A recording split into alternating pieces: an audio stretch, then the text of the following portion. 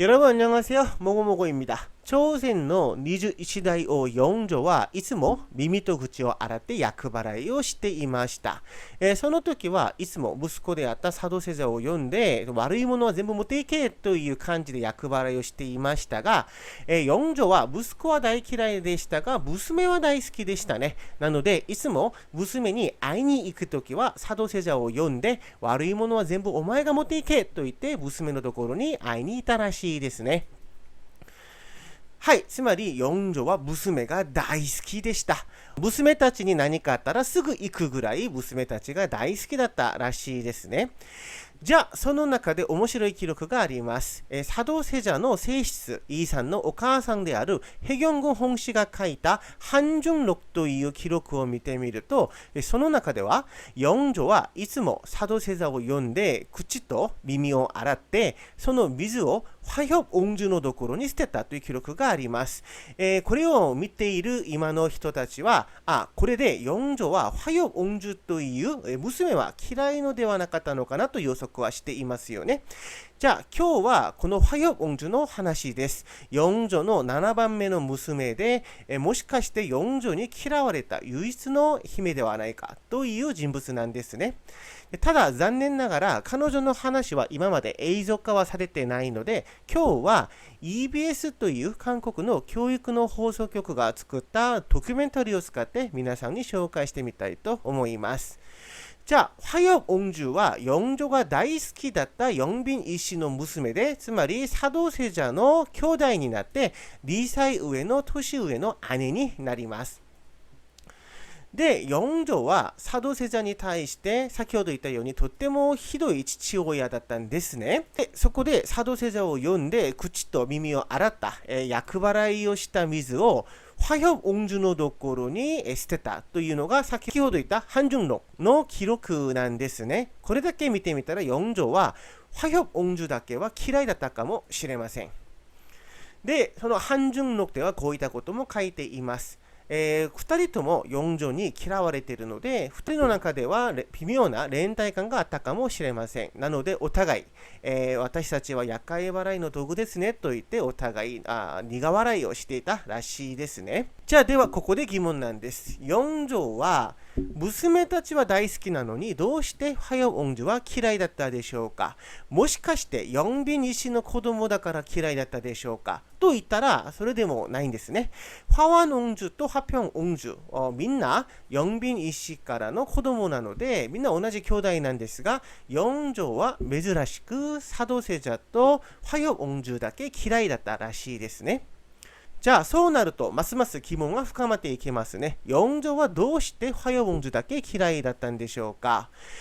一旦まず한중록の記録を見てみると期待外れが原因という疑問があります。효장世者という四女が大好きだった息子が9歳で病死しますが、その後四女はやっぱり息子が欲しい気持ちがあったんですが、その後生まれたのが화협옹주ということで娘ということで期待外れで화협옹주が嫌いになったという説です。これは한중록の記録なんですが、これだけ見てみたらその後生まれた息子も大嫌いだったので、この説はちょっと説得力が足りないかもしれません。じゃあですと公式記録を見てみましょう。公式記録では한중록と異なる記録が多いですよ。一旦まず四女は화협옹주が大好きで何回も화협옹주のところにいたらしいですね。화협옹주が結婚してもその結婚した屋敷までじきじきいたらしいですよ。さらに公式記録ではこういったのも書いています。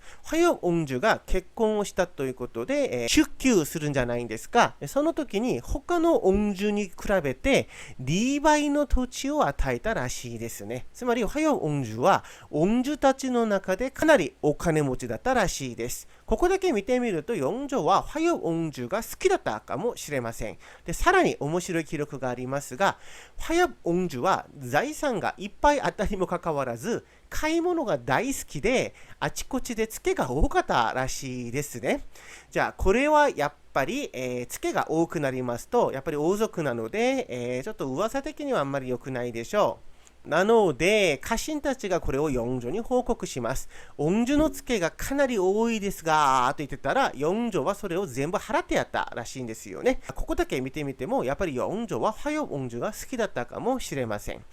じゃあ、つまり四女にとっては大好きな화엽恩樹でしたが、残念ながら恩樹は20歳の時に疫病にかかってしまいます。はしかにかかってしまいますよね。はしかは今だったらワクチンがあるので簡単に治る病気ですが、当時はかかったら死ぬしかない、とても恐ろしい病気でした。これによって20歳で死亡してしまいます。恩樹がはしかにかかったという話を聞いた四女はすぐ恩樹のところに行こうとしますが、当時、四女はちょっと病気にかかってしまって体調が良くなかったらしいんですよ。なので家臣たちはこれを止めますが、当時の記録によりますと四女は世の病気はお前らのせいだ、どけと言って、ものすごく怒って恩樹のところにいたらしいですね。公式の記録と한중論の内容はだいぶ違うので、一旦ここでは公式記録を基準でお話をしますと、四女は화엽恩樹が大好きで、つまり全ての娘が大好きだったかもしれません。じゃあ、2016年、この화엽恩樹のお墓が発見されました。朝鮮の研究が進むことによって、화엽恩樹のことも、みんなに知られることになって、화엽恩樹が結婚した家紋の、記録を見て、화엽恩樹のお墓が発見されました。